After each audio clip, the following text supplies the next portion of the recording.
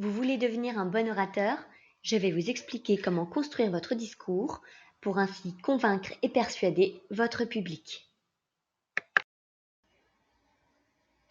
Dès l'Antiquité, on apprend à faire des discours en public en 5 parties.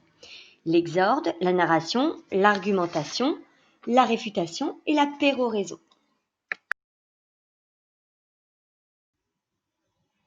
La première partie, c'est l'exorde. Il s'agit de capter l'attention du public dès les premières secondes, s'attirer sa bienveillance. On parle de captatio benevolentiae. Comment?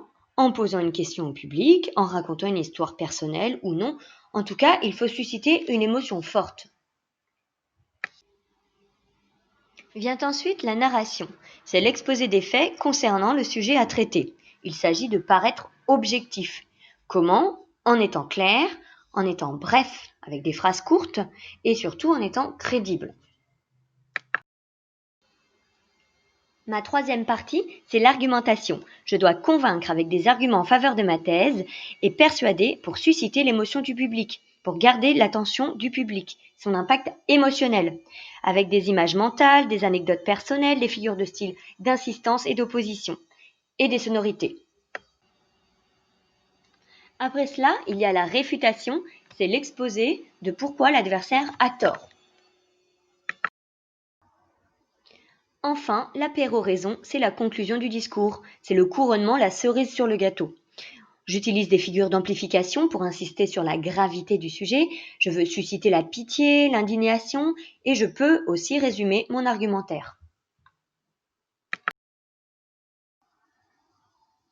Pour un discours efficace, il faut passer par l'émotion, qui donne confiance en l'interlocuteur, car vos anecdotes vont rendre votre discours humain, et l'interlocuteur se reconnaîtra en vous.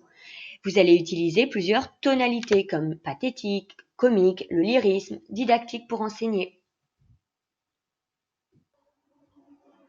Si vous voulez attaquer et controverser agressivement la thèse de l'adversaire, vous allez utiliser la tonalité polémique avec un lexique péjoratif, la troisième personne, des exclamations, des exagérations, des apostrophes qui permettent une agressivité verbale.